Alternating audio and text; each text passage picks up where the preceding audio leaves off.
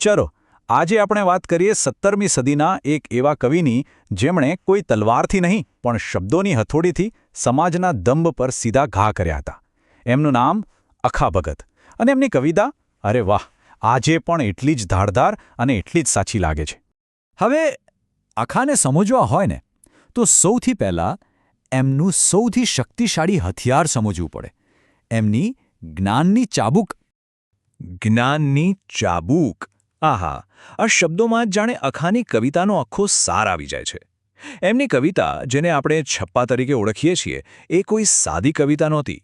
એ તો તીખી હતી, રમૂજી હતી અને એવી હતી કે સીધી દિલ પર ચોટ કરે, જાણે સમાજની ઊંઘ ઉડાડવા માટે કોઈએ જોરથી ચાબૂક ફટકારી હોય. અને આ એમનું બ્રહ્માસ્ત્ર હતું, છપ્પો. વિચારો, ફક્ત 6 જ લીટીમાં અખો મોટા મોટા દંભીઓ અને જ્ઞાની હવાનો ડોળ કરનારાઓનો એવો તો પર્દાફાશ કરી દેતા કે બસ. તો સવાલ એ થાય કે આખરે કોણ હતા આ કારીગર જેણે આવા શબ્દોના શસ્ત્રો ઘડ્યા? ચાલો એમને મળીએ. કારણ કે એમની કવિતાને સમજવા માટે એમના જીવનને સમજવું ખૂબ જ જરૂરી છે. ખબર છે, અખાની શરૂઆત એક કવિ તરીકે નહોતી થઈ. ના, એ તો અમદાવાદના ખાડિયા વિસ્તારમાં રહેતા એક કુશળ સોની હતા. સોનાની શુદ્ધતા અને એમની કારીગરી માટે આખા પંથકમાં એમનું નામ હતું. પણ પછી એક એવી ઘટના બની જેણે એમનું આખું જીવન જ બદલી નાખ્યું. થયું એવું કે એમણે પોતાની માનેલી બહેન જમના માટે ખૂબ જ પ્રેમથી એક સોનાનો હાર બનાવ્યો. પણ એ જ બહેને, જેના પર એમને આટલો વિશ્વાસ હતો, એમણે જ અખા પર સોનામાં ભેળસેળ કરવાનો આરોપ મૂકી દીધો. બસ, આ વિશ્વાસઘાતનો આઘાત એટલો ઊંડો હતો કે અખાનો માણસાઈ પરથી, દુનિયાવી સંબંધો પરથી વિશ્વાસ જ ઉઠી ગયો. અને બસ એ દિવસથી અખાએ સોનાને ટીપવાની હથોડી છોડી દીધી અને હાથમાં ઉપાડી લીધી શબ્દોની હથોડી. હવે જે રીતે એક સોની સોનાને ટીપીને શુદ્ધ કરે છે, એને ઘાટ આપે છે, બસ એ જ રીતે અખાએ સમાજની બુરાઈઓને, દંભને ટીપીને સુધારવાનું શરૂ કરી દીધું. તો ચાલો જોઈએ કે અખાની આ જ્ઞાનની ચાબુક કેવી રીતે અંધશ્રદ્ધા અને ખોટા કર્મકાંડો પર વરસે છે. આ છપ્પો સાંભળો, આજે પણ એવું નથી લાગતું કે આપણી આસપાસની જ વાત થઈ રહી છે? અહીં આખો સીધો કટાક્ષ એવા લોકો પર કરે છે જેઓ ધર્મને બસ એક દેખાડો, એક વિધિ માની બેઠા છે. અહીં અખાનો મુખ્ય મુદ્દો એ જ હતો કે આ બધી ક્રિયાઓ એ સાચી સમજણ વગરની માત્ર આદતો બની ગઈ છે. ઈશ્વરને પામવા માટે પથ્થર કે પાણીમાં ડૂબકી મારવાની જરૂર નથી, પણ પોતાના મનની શુદ્ધિ કરવાની જરૂર છે.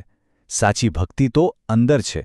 પણ અખાની કલમ જો કોઈના પર સૌથી વધુ તીખી ચાલતી હોય તો એ એવા લોકો હતા જેઓ અધૂરા જ્ઞાન સાથે પંડિત હોવાનો ઢોંગ કરતા હતા.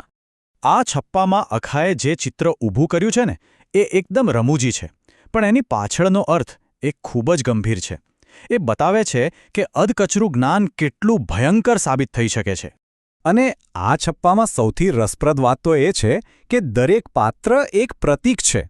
આંધળો સસરો એટલે એવો ગુરુ જે પોતે જ અજ્ઞાની છે, અને શણગારેલી વહુ એટલે એવા શિષ્યો જે બસ દેખાવ જ કરે છે.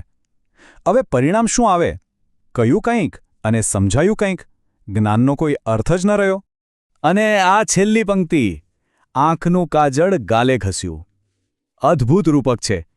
જે જ્ઞાન સાચી રીતે વપરાય તો જીવનને સુંદર બનાવે, દ્રષ્ટિ આપે. એ જ જ્ઞાન જ્યારે ખોટી રીતે સમજાય ને, તો એ વ્યક્તિને વધુ હાસ્યાસ્પદ બનાવી દે છે. બિલકુલ જાણે આંખમાં અંજવાનું કાજળ કોઈએ ગાલે ઘસી દીધું હોય. તો આ સોનીમાંથી જ્ઞાની બનેલા અખાનો સાચો વારસો શું છે? કેમ આજે પણ સદીઓ પછી એમની કવિતા આટલી જીવંત લાગે છે? કારણ એકદમ સીધું છે. અખાએ ક્યારે ભારેખમ, પંડિતાઈભરી ભાષાનો સહારો ન લીધો. ના, એમણે તો સામાન્ય માણસની તળપદી ભાષામાં એવી ચોટદાર વાત કરી જે સીધી હૃદયમાં ઉતરી જાય, એકદમ નિડર થઈને. અને એમની આ જ નિર્ભયતા, આ જ ઊંડી સમજને કારણે ગુજરાતી સાહિત્યે એમને એક બિરુદ આપ્યું, જ્ઞાનનો વડલો. કેટલું સુંદર નામ છે.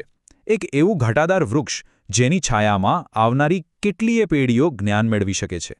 અને અંતે આ એક સવાલ આપણી સામે ઊભો રહી જાય છે. અખાએ જે દંભ, જે અંધશ્રદ્ધા અને જે અજ્ઞાન પર પ્રહાર કર્યા હતા, શું એ બધું આજે આપણા સમાજમાં નથી? જરા વિચારો, જો આજે અખો હોત તો એમની જ્ઞાનની ચાબુક કોના પર વરસતી હોત?